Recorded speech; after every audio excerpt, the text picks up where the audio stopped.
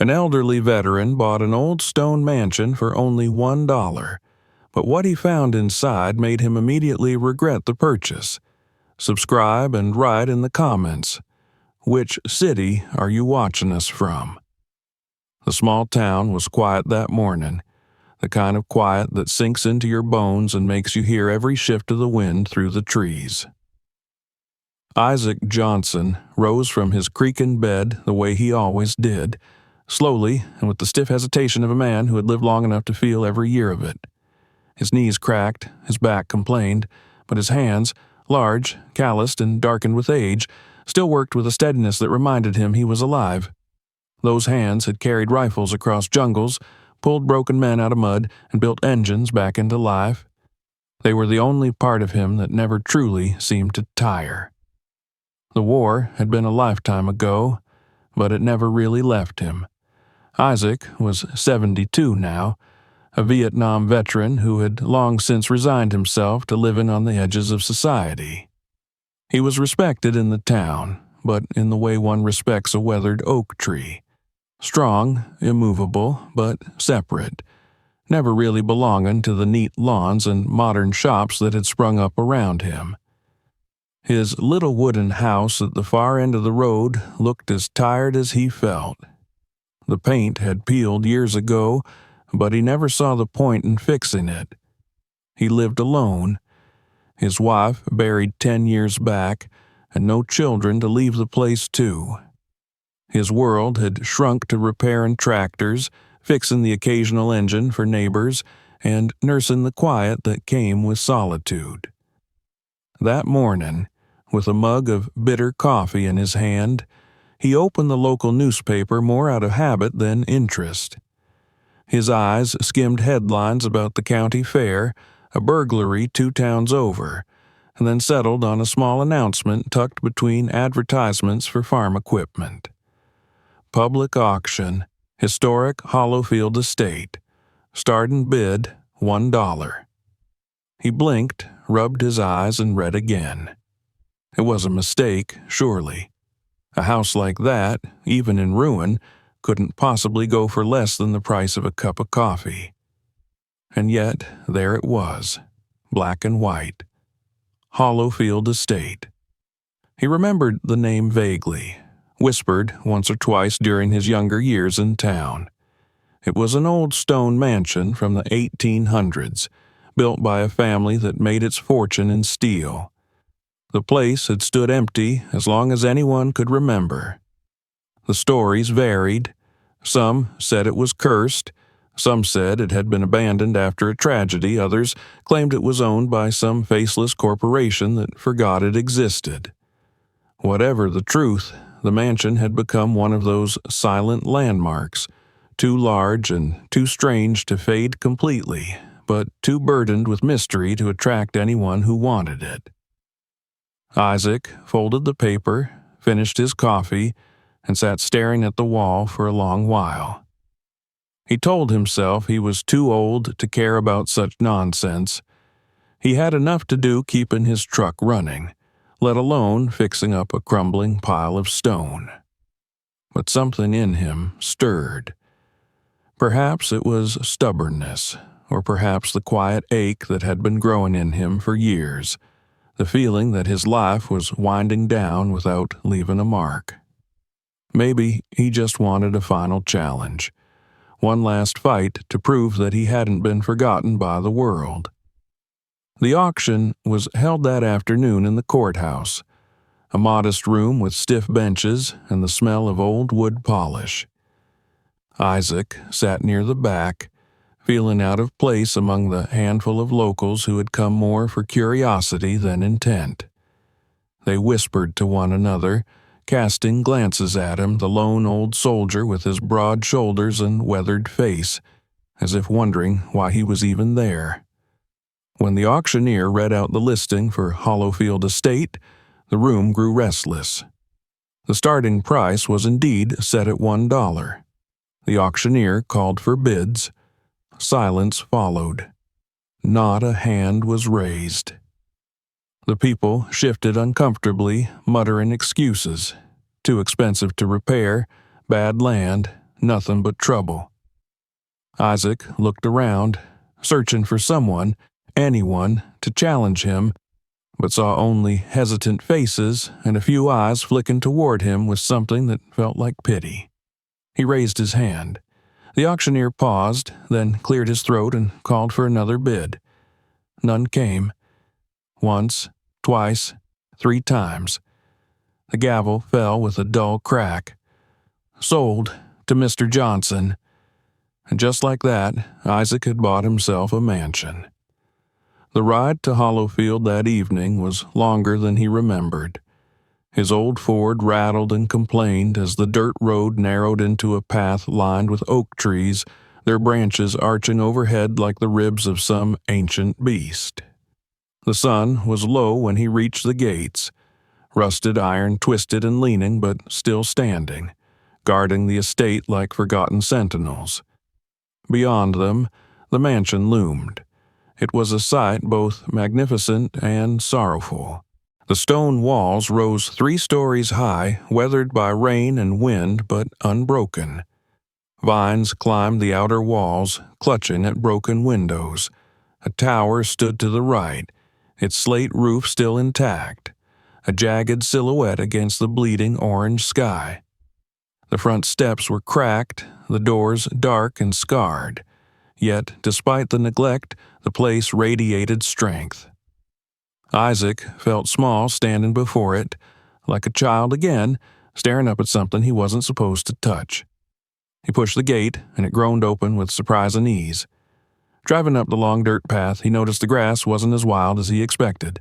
It was overgrown, yes, but not the wilderness of 40 years of abandonment. Something about it felt tended, as though the place hadn't been truly left alone.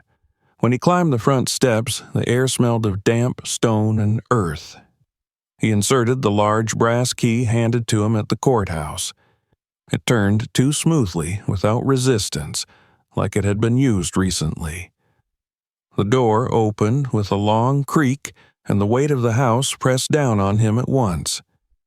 Inside, shadows lay thick, swallowing the last of the sunlight that filtered through the dusty stained glass above the entryway. The grand foyer stretched wide, with a sweeping staircase curving upward like the spine of some ancient creature. The floorboards were dusty, but there were no cobwebs, no nests of vermin. The silence was absolute, heavy, patient. Isaac set down his bag, his boots echoing in the hollow space. He touched the wooden banister, the marble fireplace in the parlor, the cracked chandeliers. There was beauty here still, hidden beneath the neglect. For a moment, he imagined what it had been like a century ago, women in gowns, men in suits, music rising from the piano. Then the image broke, replaced by the sound of his own breath, rough and labored. He found the old kitchen, its counters still intact though covered in dust. He lit the small camping lantern he had brought, the yellow glow pushing back the shadows. The house seemed to watch him. Every corner felt deliberate, preserved, as if waiting for someone. Night fell quickly. Isaac sat by the cold fireplace in the parlor, his lantern flickering on the mantel. He ate from a tin of beans and listened to the silence. He tried to tell himself he had bought a ruin, nothing more. But in the stillness, he couldn't shake the feeling that he had stepped into something larger, something that hadn't wanted to be disturbed. Outside, the wind rose, rattling the shutters and sighing through the cracks in the stone. Isaac leaned back in the chair, staring into the dark stairwell. He had bought a mansion for $1. A foolish purchase, perhaps. Yet, beneath the weight of the silence, he felt the first stirrings of something he hadn't felt in years. Purpose. As though the house had been waiting for him. And as the wind howled across the hills of Hollowfield, Isaac Johnson, old soldier and forgotten man, closed his eyes and knew deep down that this was no ordinary house. It was a challenge, perhaps even a burden, but was his now. The first night passed in an uneasy blur of shadows and silence, and by morning Isaac Johnson was not certain whether he had slept at all or simply drifted between waking and dreams. The house had a way of pressing down on him even in daylight, as if the stone walls and heavy beams carried not only the weight of their age, but also something unseen, something that resisted being forgotten. He rose stiffly from the armchair where he had dozed by the cold fireplace. His lantern burned out, and felt the chill of the mansion in his bones. Outside, dawn spilled over the hills, but inside the light seemed thin, reluctant to spread into the corners. He walked through the foyer with the slow steps of a man inspecting both his surroundings and himself, uncertain which would give way first. His boots left prints in the dust on the floor, but he noticed they overlapped faint outlines of other steps, so faint he might have missed them had he not been trained long ago to see what others ignored. The marks were old, perhaps, but their pattern was strange, leading to the wall where a pair of double doors must once have stood. Now they were sealed with planks, plaster, and paint, as though the east wing had been deliberately closed off. He lingered there, running his hand along the faint seam, feeling a small tug in his chest. There was a story behind it. He could sense it, but the house was not ready to tell it yet. The days that followed became a pattern of exploration. He carried his lantern from room to room, testing the creak of floorboards, opening doors swollen by time, examining furniture draped in white sheets like ghosts at rest. He found a library with shelves of books whose pages were yellow but intact, a music room where a piano sat untuned but strangely polished, a dining hall with a table long enough to host 20 people, though it had not borne a meal in decades. What struck him most was not the decay, there was surprisingly little, but the sense of preservation, as if the mansion had been left in deliberate order. Dust lay thick, yet cobwebs were rare. There were no nests of birds in the rafters, no scurrying of rats behind the walls. He could not shake the feeling that the house had been tended, even if subtly, during all those years when the town believed it abandoned. At night, the strangeness deepened. The wind clawed at the shutters, the timbers groaned, but beneath those natural sounds Isaac began to hear something else. On the second night, as he sat reading by lantern light in the library, he caught the faint rhythm of a metallic thump rising from beneath the floor. It was so soft, he thought at first it was his imagination, the echo of his own heartbeat. But then it came again, steady, deliberate, like a distant hammer or the pulse of a machine. He rose, lantern in hand, and followed the sound to the east wing. But the wall was sealed, the doors long gone, and beyond it only silence pressed back at him. He slept poorly that night, his dreams haunted by jungle shadows and the thud of mortars from a war long past. In the morning, he tried to dismiss it. Old houses made old noises, he told himself. Pipes shifted, beams settled, stone breathed in the cold. He had slept in worse places, muddy foxholes where snakes slithered too close for comfort, half-collapsed huts that shook with gunfire. This house was just another battlefield of time and silence. And yet, when the evening came again, the sound returned, faint but insistent, knocking from somewhere below. On the third night, he gave up trying to ignore it. He retrieved a crowbar from the bed of his truck, the same tool he had used countless times to pry apart rusted machines, and returned to the sealed wall of the east wing. The plaster crumbled too easily under the first strike, and the wooden planks gave way with hardly more than a groan, as though they had been waiting for release. Behind them, instead of rot and ruin, he found a passage intact, the air stale but not foul, leading into a library he had not yet seen. The room stunned him. Tall shelves rose toward a vaulted ceiling, still lined with leather-bound volumes whose spines gleamed faintly in the lantern light. The floor was covered by a Persian rug, vibrant and almost absurdly well-preserved compared to the dust outside. Isaac stepped cautiously across it, his boot sinking into the fabric, and immediately felt the shift of sound beneath him. The floor did not echo as it should. The boards beneath the rug rang hollow. He froze, lantern raised. His heart quickened, though not from fear but from recognition, the kind of recognition a mechanic feels when he touches an engine and knows it is hiding something, or a soldier when he senses a trap laid too neatly. He knelt, ran his hands over the rug, and then pulled it back with a grunt. There, set into the floor, was a brass handle attached to a square hatch. The metal shone as though it had been polished recently, far too clean for a house left untouched for 40 years. Isaac's breath caught. He touched the handle with a trembling hand.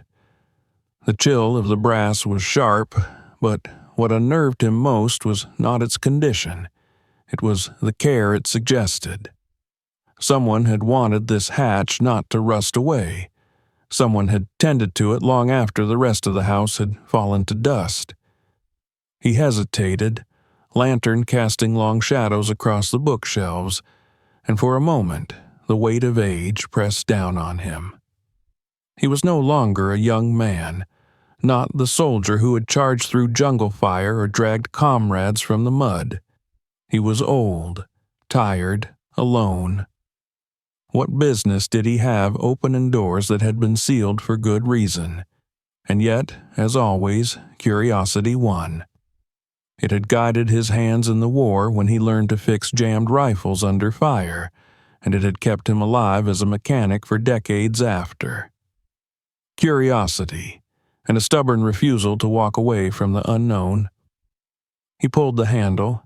The hatch opened with a hiss of air, stale and dry, as if the mansion had been holding its breath for years. Darkness yawned beneath, a staircase descending into silence. He lowered his lantern, and its glow revealed wooden steps leading down, their edges sharp, not rotted, not broken. He stood at the threshold, the smell of dust and old oil drifting up, and knew with certainty that whatever lay below had not been forgotten. Isaac lingered there, listening. The faint metallic thump that had haunted him was gone, replaced by the thick stillness of the underground.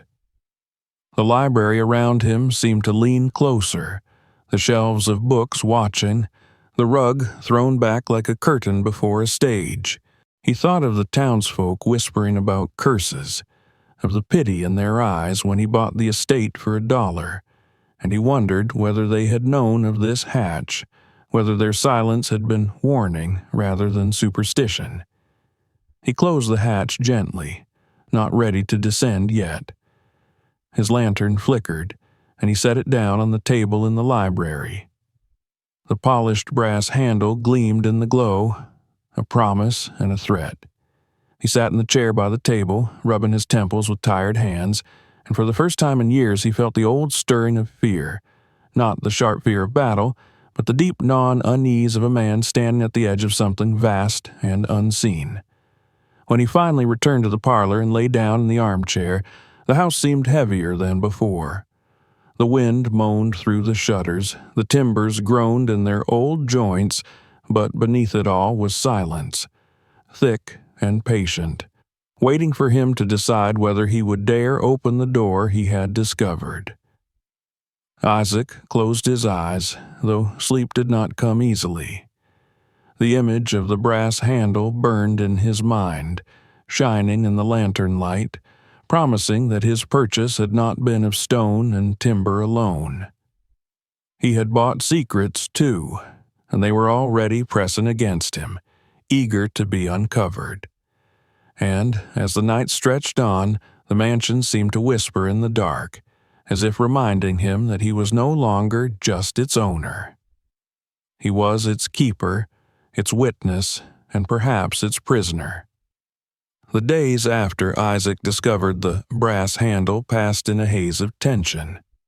He went about his routines, driving into town for groceries, tightening bolts in his truck engine, and drinking his morning coffee on the creaking porch.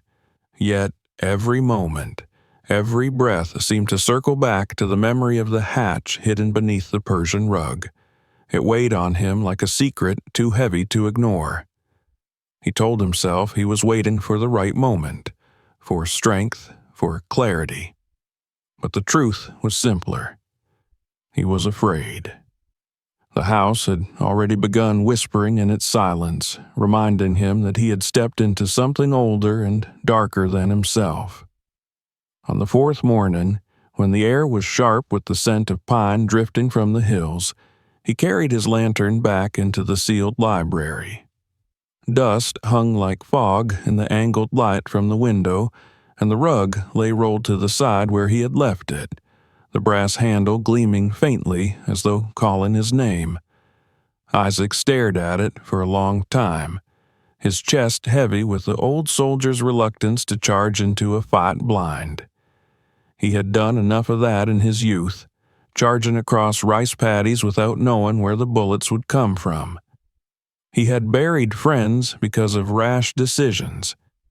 Now, 72 years old, his body stiff with the weight of decades, he hesitated not from cowardice, but from the knowledge that curiosity can kill a man quicker than a bullet.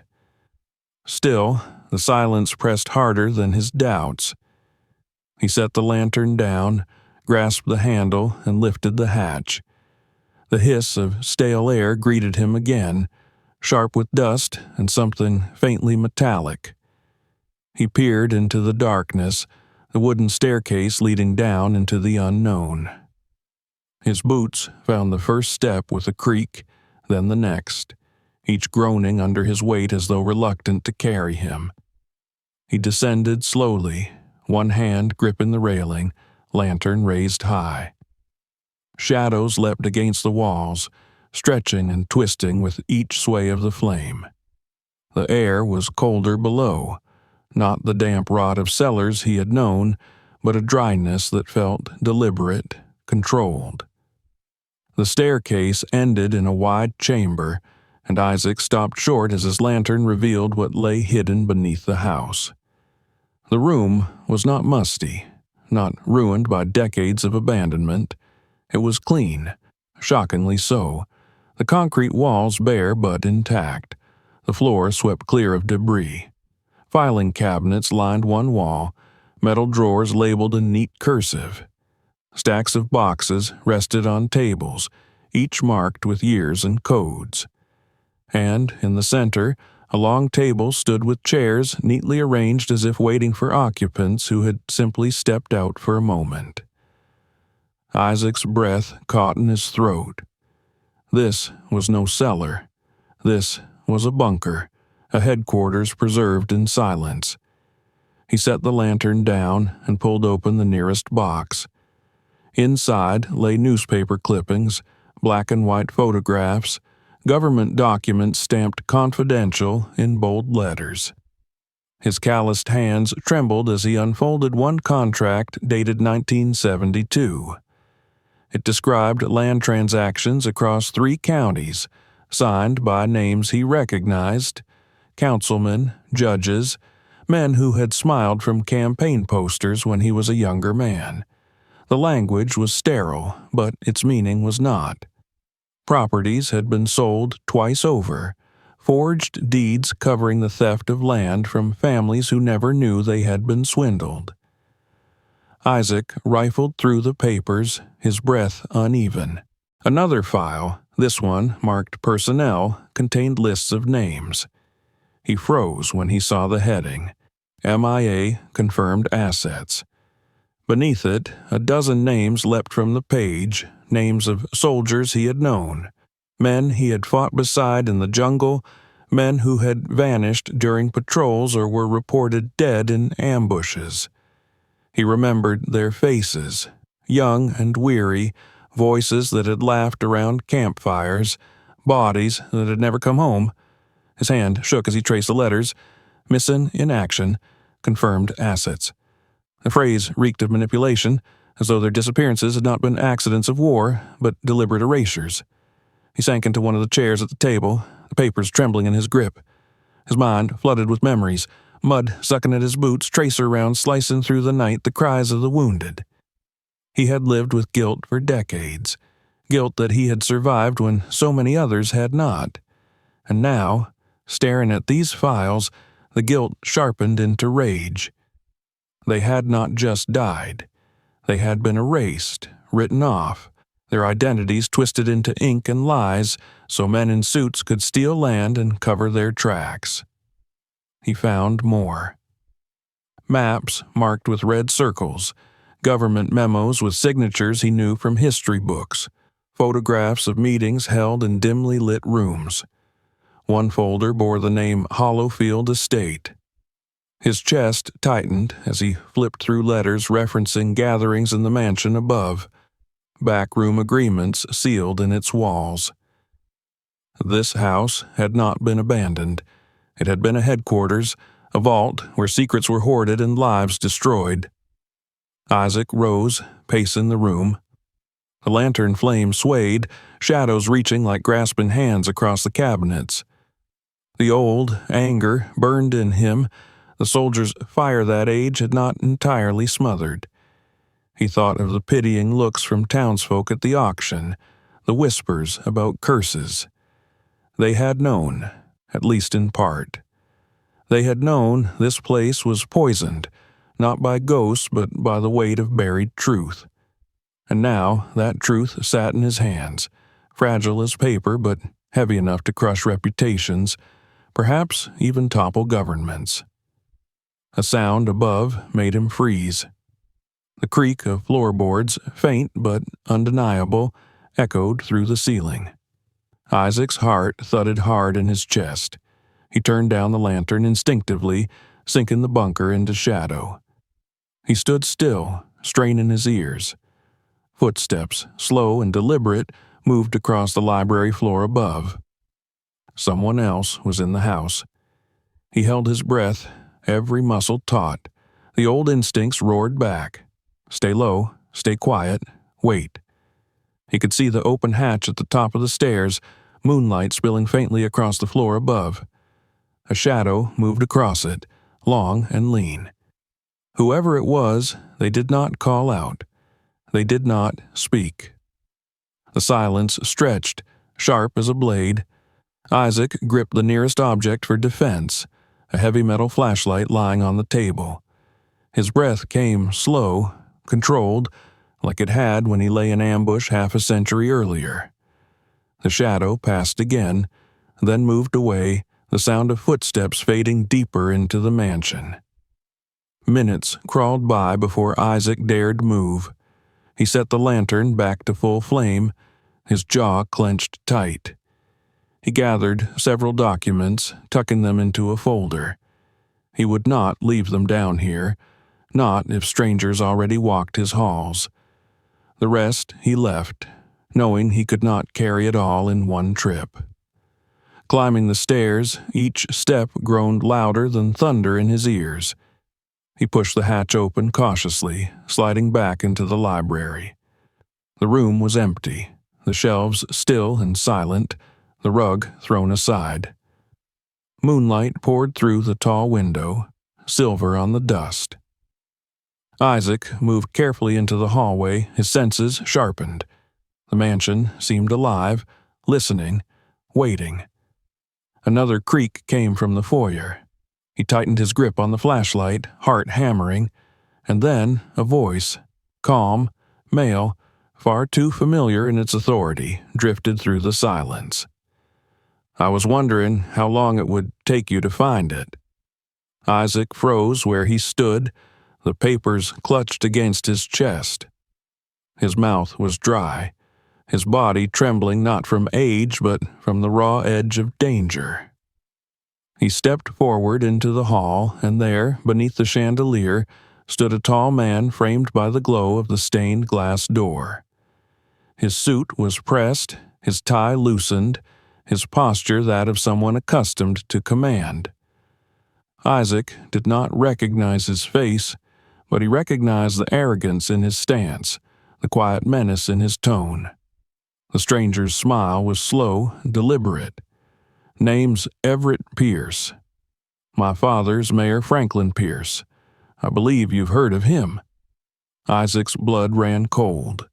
He had heard of the mayor, a man who had ruled the town with a polished smile and iron grip for decades.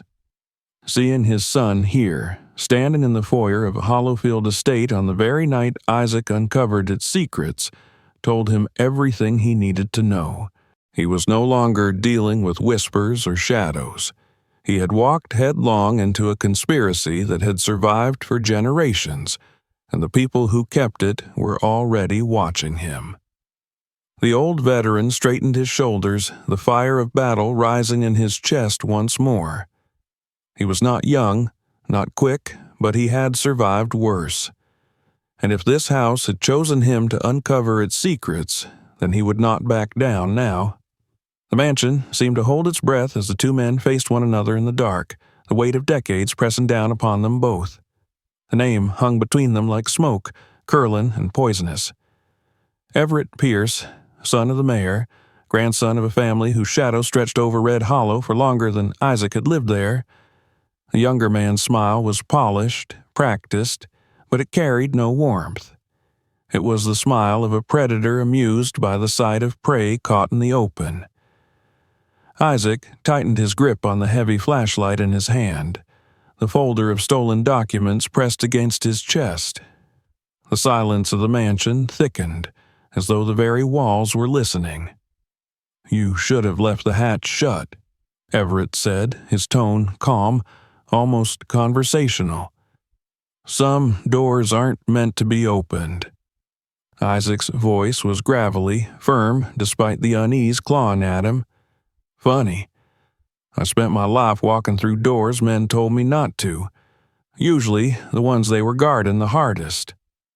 Everett's smirk widened, but his eyes stayed cold. "You think those papers mean something to you. To a man like you, they're just words on yellowing pages. But to the people whose names are signed there, they're the foundations of everything they've built. And believe me, they will protect them." Before Isaac could answer, Everett stepped back, fading into the shadows of the foyer. The front door opened without a sound, and beyond it, Isaac glimpsed two black SUVs idling at the end of the long dirt drive. Men in dark coats leaned against the hoods, their posture unmistakable. They weren't from Red Hollow. They were the kind of men whose work was quiet, final, and never written about in papers. Everett glanced back only once, his voice low but sharp. "Walk away, old man. Walk away while you still can." Then he was gone, swallowed by the night, leaving Isaac in the dim glow of moonlight through stained glass. For a long moment, Isaac stood frozen, his pulse pounding in his temples. He had faced enemy fire, jungle ambushes, nights where he thought he would never see the dawn. But this was different. This was a war fought in shadows, with men who killed with silence and paperwork instead of bullets.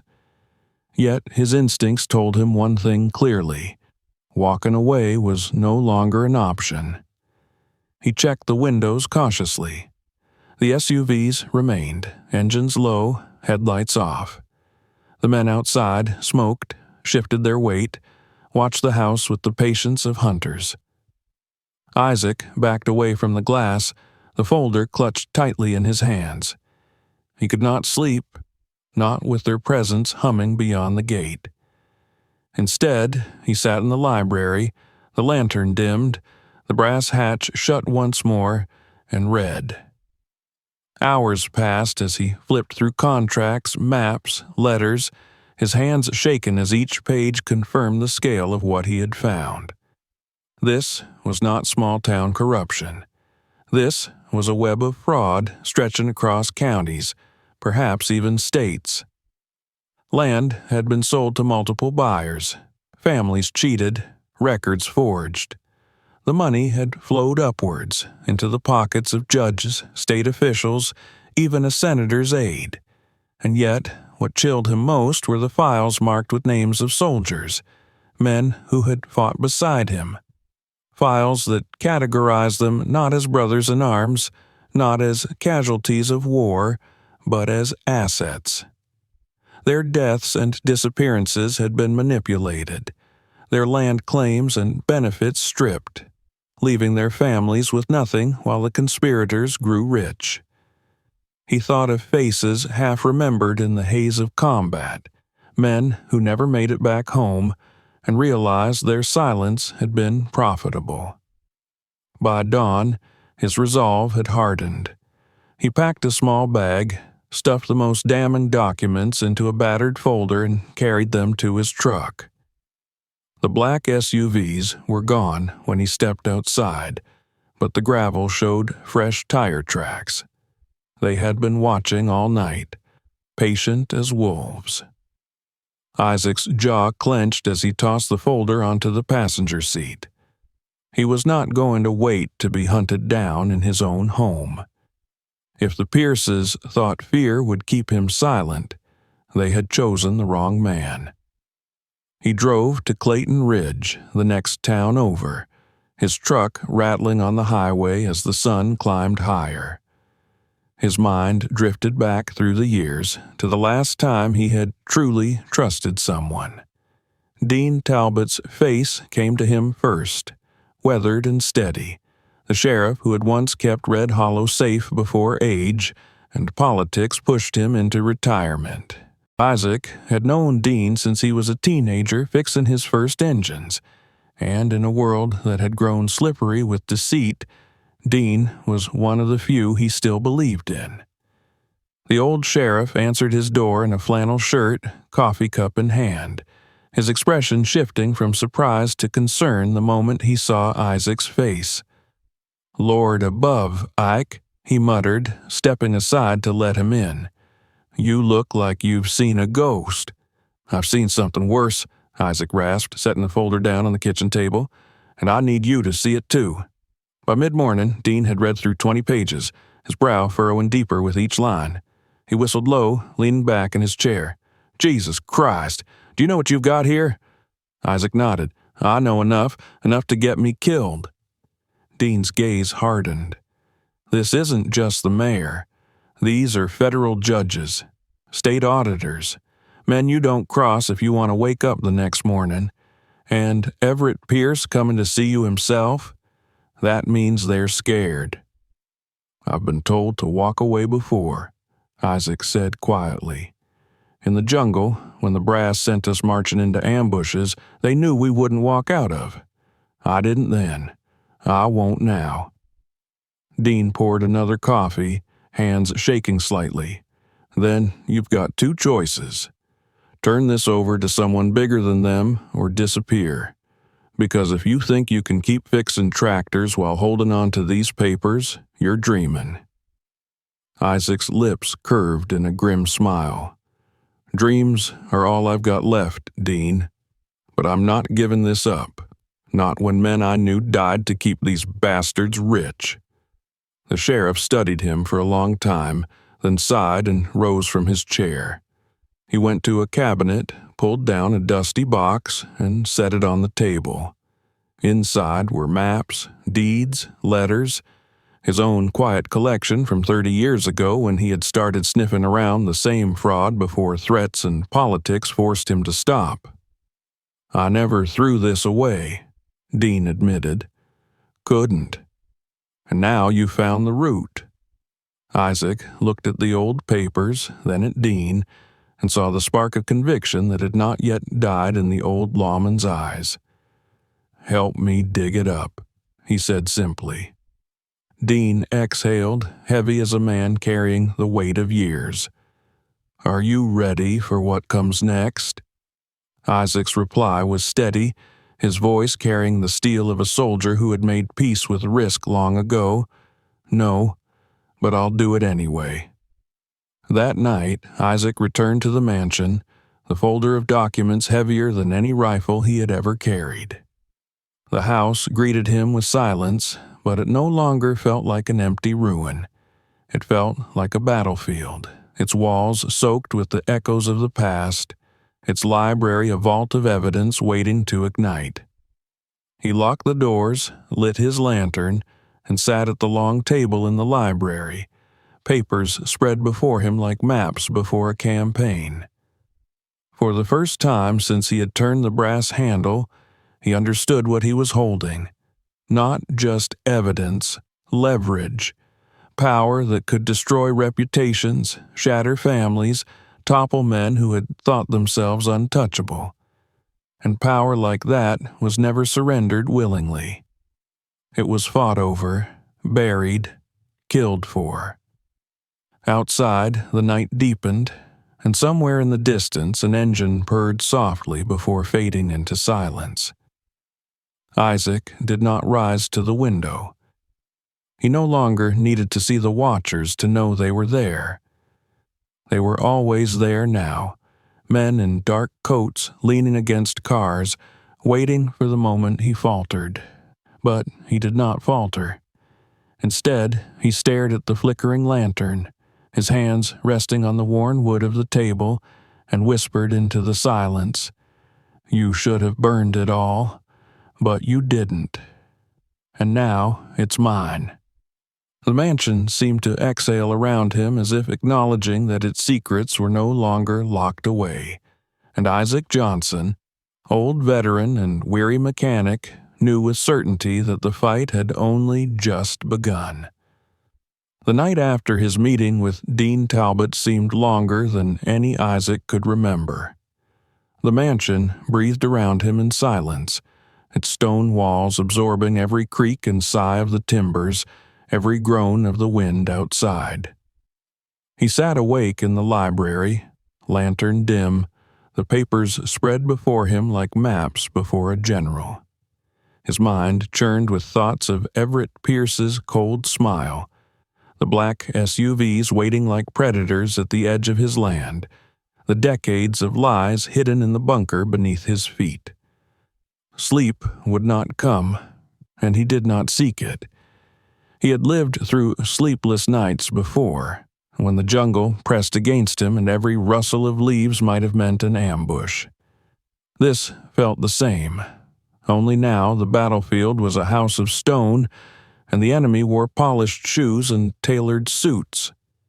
When dawn came pale and thin, he knew he could not do this alone. Dean's words had taken root in him, the warning that men of such power could not be toppled by a single old mechanic clutching files. He needed others, voices that could not be so easily silenced. Yet trust was a rare thing. Age had taught him that trust was the first casualty in any war. He thought of Richard "Red" Lawson, the sergeant who had once dragged him bleeding through a swamp in Vietnam when the rest of their unit had been cut down. Red had returned to Red Hollow years later, only to vanish into the outskirts, a hermit with a cabin in the woods. Isaac had not spoken to him in nearly a decade. Their last meeting had been strained, both of them carrying scars too heavy to share. Still, if there was anyone left in this world Isaac might call brother, it was Red. And, if the files were right, then the same system that had stolen lives and land from Isaac's comrades had betrayed Red too. That afternoon, Isaac drove out of town, his truck rattling along the dirt road that twisted through the hills. The forest pressed close, dense and whispering, until the cabin appeared in a clearing, smoke rising from its crooked chimney. Red was chopping wood, his massive shoulders hunched, his beard silver and unkempt. He froze when he saw the truck, the axe pausing mid-swing. For a long moment, neither man moved. Then Red leaned the axe against the block and walked forward, slow but steady, his eyes narrowing. "Hell, Ike," he rumbled, his voice deep as gravel. "Thought you were dead." "Not yet," Isaac replied, stepping down from the truck. "But I might be, if you don't hear me out." They sat inside the cabin, the air heavy with the scent of wood smoke and old whiskey.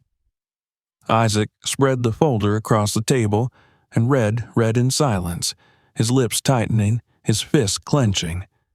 When he finally looked up, his eyes burned with the fury of a man who had carried betrayal in his gut for far too long. "They used us," Red growled. "Used our blood, our brothers, and then buried the truth under paper and ink." Isaac nodded. "And they think we'll die quiet. That's why they left it here in that house. They thought time would do the rest." Red slammed a fist against the table, rattling the bottles. "To hell with that. You're not standing alone, Ike. Not this time."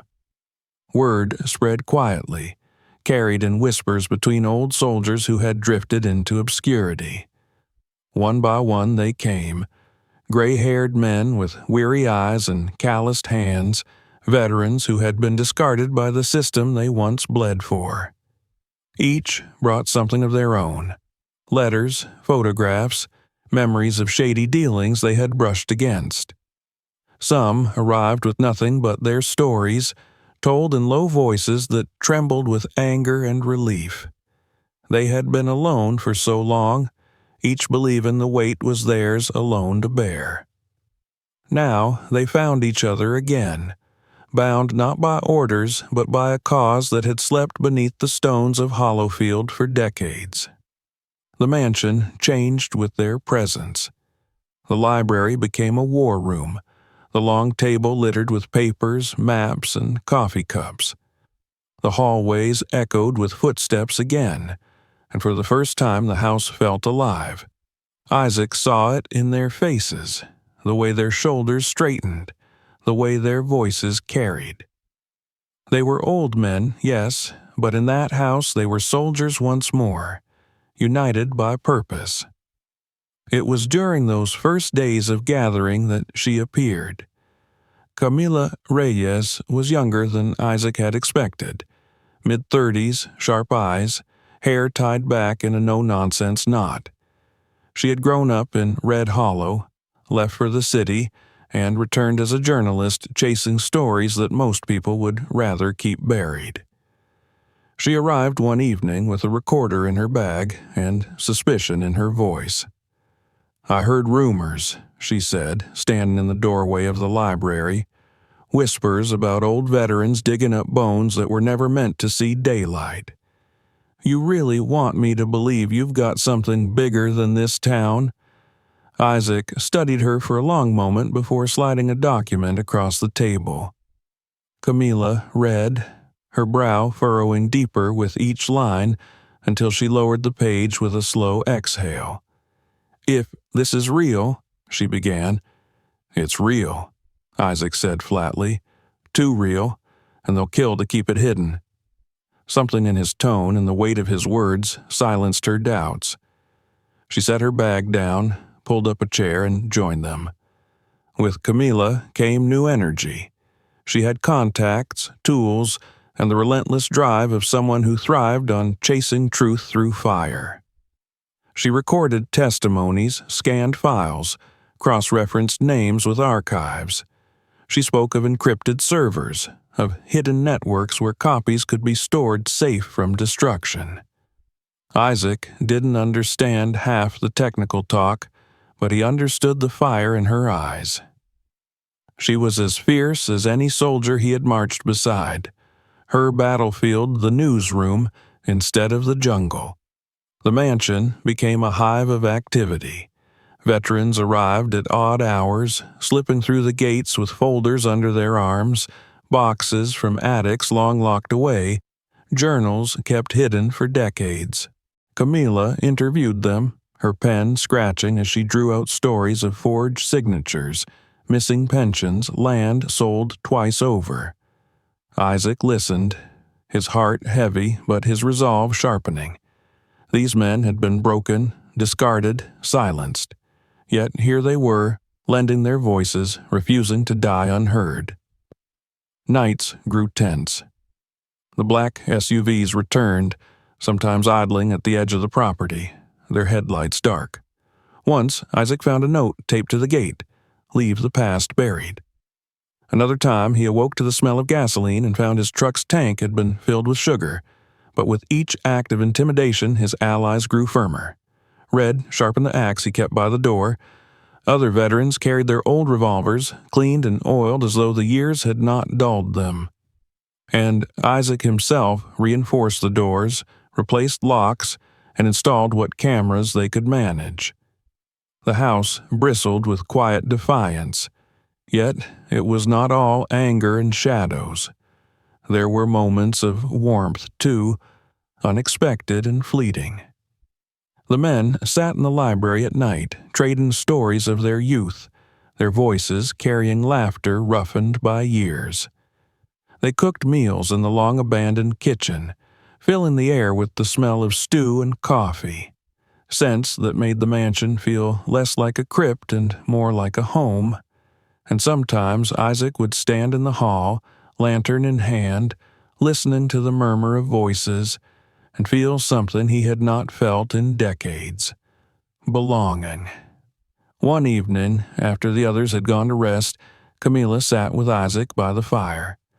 The glow lit her determined face, her notebook resting on her knee. "Why do this, Isaac?" she asked softly. "You could have walked away. You could have burned it all. No one would have blamed you." He stared into the flames, his voice low. "Because I've spent too many years haunted by the faces of men who never came home. I carried their ghosts long enough. If this truth can give them peace, or give their families the answers they were denied, then it's worth every risk. I won't die with it buried." Camilla nodded, her eyes shining in the firelight. "Then we'll make sure it doesn't." Isaac leaned back, exhaustion settling into his bones, but in his chest burned the steady fire of conviction. He had started this journey alone, an old man buying a forgotten mansion for $1. Now the house was alive with voices, with allies who believed in him, who believed in the fight.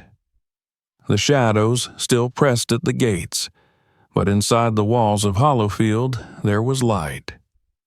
And as he drifted at last into uneasy sleep, Isaac knew the battle ahead would be hard, perhaps even fatal. But he also knew he was no longer alone. That was a strength greater than any weapon he had carried. The days that followed the gathering of allies were uneasy ones, like the quiet before a storm.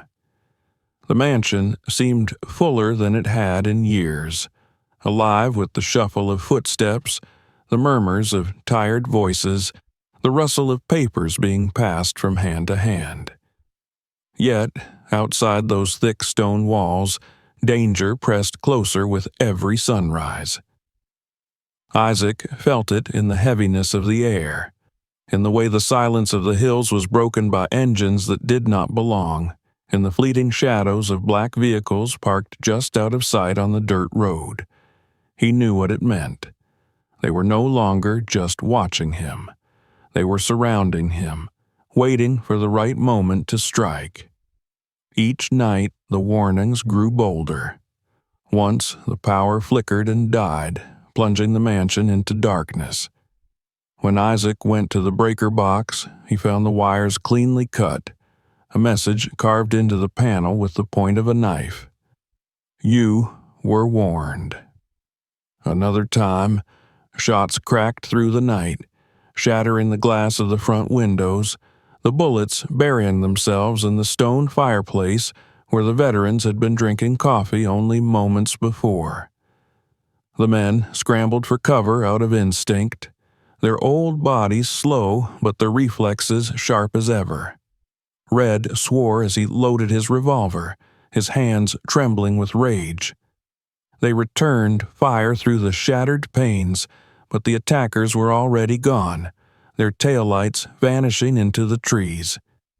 Despite the fear that gnawed at them, none of the men left.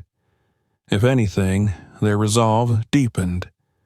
They had been forgotten for decades, cast aside by the country they had served, But here at last they had a chance to fight back, not with rifles or grenades, but with the truth. Isaac looked at their lined faces, their weary eyes lit with a stubborn flame, and he felt the same old bond he had known in the jungle. They were soldiers again, not because of uniforms or orders, but because of the choice to stand side by side. Camila worked tirelessly, her recorder and laptop constant companions. She scanned every page, photographed every signature, uploaded every testimony to encrypted servers far beyond the reach of local power. She called in favors from colleagues in distant cities, people who knew how to keep information alive even when threats came knocking. Isaac often found her in the library long after midnight, her hair falling loose from its knot, her eyes red but fierce as she typed.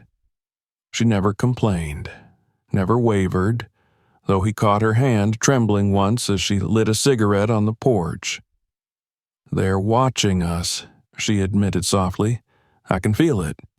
"They've been watching me since the day I turned that key in the front door," Isaac said. "But they're afraid, Camila. If they weren't, they'd have burned this place down already. Fear makes them dangerous, but it also makes them sloppy. That's when we strike." The plan came together piece by piece. Copies of the documents were scattered, hidden, mailed in plain envelopes to trusted sources outside the county. Testimonies were recorded on video, the veterans speaking directly into the camera with voices cracked by age, but strong with conviction. Camila edited the footage into segments, ready to be released at a moment's notice. They prepared the mansion itself as best they could, reinforcing doors, setting up cameras that fed grainy images to an old monitor in the library.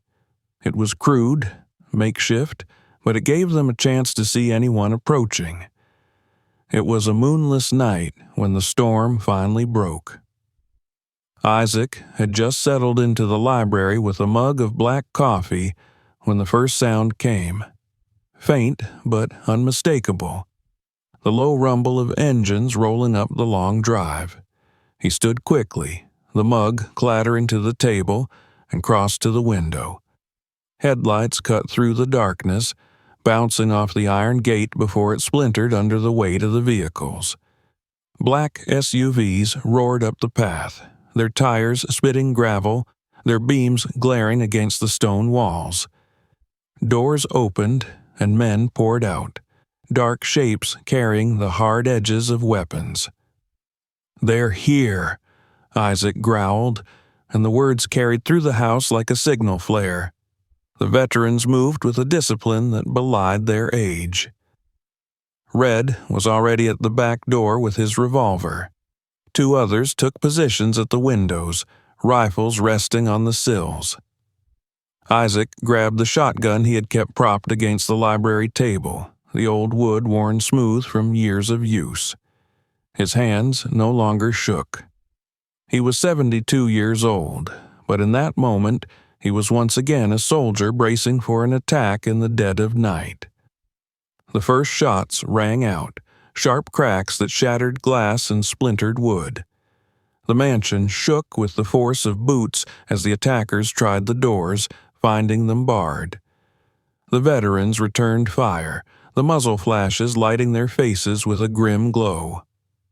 Isaac shouted orders over the roar, his voice steady, commanding. "Hold your fire! Short bursts, don't waste it!" Camila crouched low in the library, clutching her camera as though it were a weapon. She recorded everything, the assault, the flashes of light, the shouted commands. "The world has to see this," she whispered, more to herself than anyone else. Minutes stretched like hours. Bullets tore into the stone, the air thick with dust and smoke. One veteran cried out as a shard of glass sliced his arm, but he stayed at his post, teeth gritted, firing steady shots into the night. Isaac moved from window to window, checking, shouting encouragement, his heart pounding with the old rhythm of battle. He thought of the men he had lost in the jungle, of the ghosts that had haunted him, and he swore that tonight no one would be erased. Then, as suddenly as it began, the gunfire faltered. Engines roared again, tires skidding on gravel, and the SUVs pulled back. The men melted into the dark, leaving only silence behind, broken glass glittering across the floor like stars. The veterans stood breathing hard, their weapons lowered, the adrenaline burning off into exhaustion. Isaac did not relax. He knew better than to believe it was over. He scanned the yard, listening. Then, in the distance, he heard another sound, the rising wail of sirens, not local, but federal, urgent and commanding.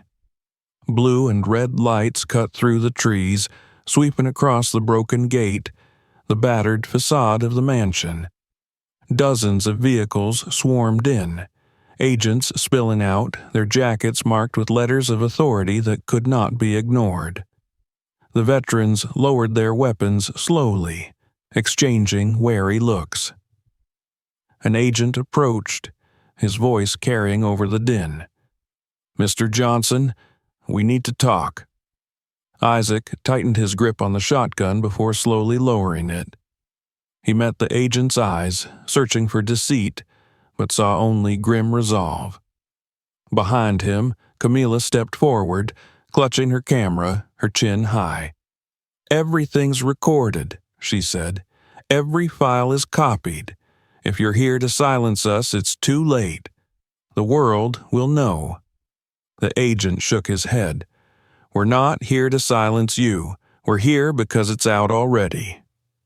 For a moment, Isaac could not speak. The words struck him with the weight of both relief and dread. It was out. Their fight had reached beyond the hills of Red Hollow. The men in the SUVs had failed, but now the real battle would begin, in courts and headlines in the glare of a world that had long ignored them. Isaac exhaled slowly, his chest tight. He looked at the veterans around him, at Camila's fierce eyes, and felt something stir deep in his bones. They had stood against the shadows and lived. They had held the mansion through the night. The enemy had not won. As dawn broke, the light spilling gold across the battered stone walls, Isaac stepped outside onto the broken steps of Hollowfield Estate. The air smelled of smoke and gunpowder, but also of victory, fragile and fleeting. He knew this was only the beginning. The men in suits would fight back, not with bullets this time, but with lawyers, money, and influence. But he also knew something they had not counted on. He was not alone anymore. The old soldier straightened his back, the folder of evidence still pressed against his chest, and for the first time in decades he felt something like peace. They had survived the night. They had confronted the shadows. And though the war was far from over, Isaac Johnson knew they had already changed the story forever.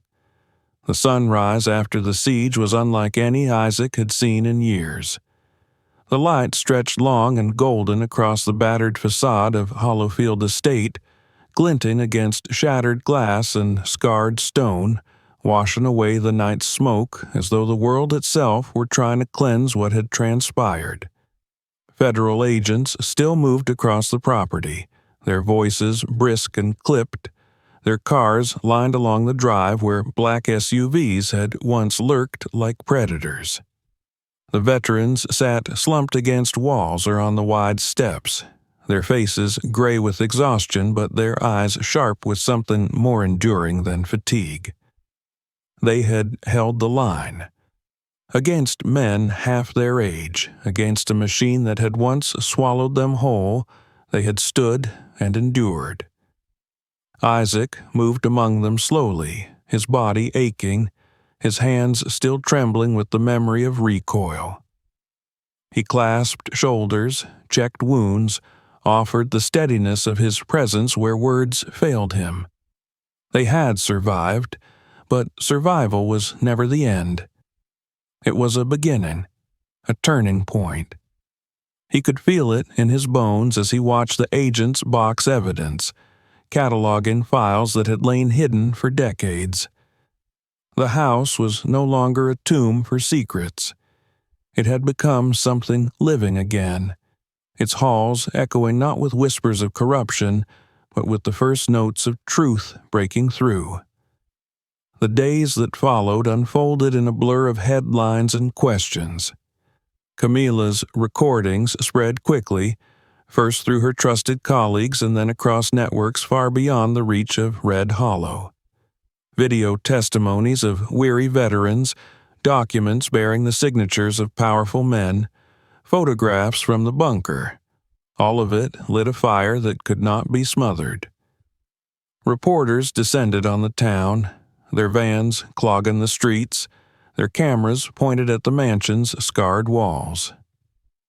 Franklin Pierce was taken into custody within 48 hours, his statements to the press drowned beneath the roar of public outrage. Everett disappeared into the wind, leaving only a speculation in his wake, a ghost vanishing as suddenly as he had appeared in the foyer that night. For Isaac, it was both a triumph and a burden. He walked through town and felt eyes on him, not with pity now, but with awe, with gratitude, with the wary curiosity reserved for men who had shifted the course of things. Strangers stopped him to clasp his hand, to thank him, to share their own stories of land lost, of promises broken. Families came to the mansion clutching faded deeds, old photographs, questions that had never found answers. The library became a gathering place. Its long table now spread not with secrets stolen, but with histories reclaimed. Each story added weight to the cause, and Isaac listened to them all, his heart heavy yet lifted by the knowledge that they were no longer alone. The veterans did not drift away. They remained, patching windows, sweeping halls, repairing what had been broken. The mansion became theirs, a fortress no longer of silence but of memory. They worked together, shoulders bent and backs strained, and in the rhythm of hammer strikes and broom strokes, they rediscovered the camaraderie they had thought lost. Laughter returned to the halls, rough and rare but genuine. Meals were shared in the dining hall, the long table crowded with plates and mugs, the air thick with smoke and stories. Isaac often stood in the doorway and watched, the ache in his chest mingling with a warmth he had not known in years. Camila wrote tirelessly, her articles weaving the sprawling threads of corruption into a narrative that even those far removed from Red Hollow could not ignore. She called it the Hollowfield Papers, a name that spread quickly across headlines and screens. Each new release brought more voices forward, more families stepping from the shadows to demand justice. Isaac read the articles slowly, his eyes lingering over her words, and felt the truth settle in him like a steady flame. He had not fought in vain. The mansion itself transformed. Where once the bunker had been a vault of lies, now it became an archive of truth. Shelves were built, documents organized, testimonies recorded and preserved. Volunteers from the town joined the effort, young and old alike, carrying boxes, cataloging files, lending their energy to the cause. They called it the House of Memory, a place where no one's story would be buried again. For Isaac, it was more than a title. It was a promise, carved into the stone with every nail hammered, every book shelved, every truth spoken aloud. He received letters, too, some from nearby towns, others from distant states. One came from the daughter of a man listed among the MIA files. She had been a child when her father vanished, told only that he had died overseas. Her letter trembled with gratitude and grief, thanking Isaac for giving her family the proof they had been denied. Another letter arrived from a widow who had lost her land to the fraudulent deeds. She wrote that for years she had lived in shame, believing her husband had been careless, only to learn that they had been stolen from, deceived by powerful men. Her words closed with a line that stayed with him. "You reminded me that truth belongs to everyone, not just the powerful." Each letter weighed on him, but each one also steadied him. He had thought himself an old man living out his days in obscurity, his life reduced to grease-stained hands and an empty house. Yet here he was, at the center of something vast, something that reached beyond him. The mansion had given him a cause, but it was the people, those who came with their stories, their letters, their tears, that gave him purpose. The threats did not vanish. Anonymous notes still appeared from time to time, slipped under doors or left at the gate. Warnings to stop, to let it go, to remember that powerful men still had long arms. But Isaac no longer trembled when he read them. He tore them in half, tossed them into the fireplace, and watched them burn. The firelight flickered against his weathered face, and he felt no fear, only resolve. He had walked too far into this to turn back. One evening, months after the siege, Isaac sat on the stone steps of the mansion as the sun sank behind the hills. The air was warm with the smell of cut grass, the laughter of children drifting from the yard where volunteers worked. He held a letter in his hands, its edges worn from being read too many times. It was from a woman in another state, someone he had never met. She wrote that she had watched the news, seen his face, read his story. Her parents had lost their land in a similar scheme 20 years ago, and for decades she had believed no one cared. But his fight had shown her that someone did, that truth could still rise no matter how deep it was buried. Her final words were simple, but they struck him like a hymn. "Because of you, I believe again." Isaac folded the letter carefully, tucked it into his pocket, and lifted his gaze to the glowing horizon. He thought of the path that had brought him here, from the jungles of Vietnam to the quiet garage where he had worked alone for years, to this mansion of stone that had thrust him back into battle. He thought of the faces of men he had lost, of the friends who now stood beside him once more, of the families who came seeking answers. For so long he had believed his life was winding down into obscurity. Now he knew it had led him exactly here, to this place, to this fight. The mansion no longer felt heavy with silence. Its walls echoed with footsteps, voices, laughter. Its halls no longer belonged to the shadows of corruption, but to the light of remembrance. Isaac had turned ruin into refuge, secrecy into testimony, fear into courage. And though he was old, though his body ached with every step, his spirit felt younger than it had in decades.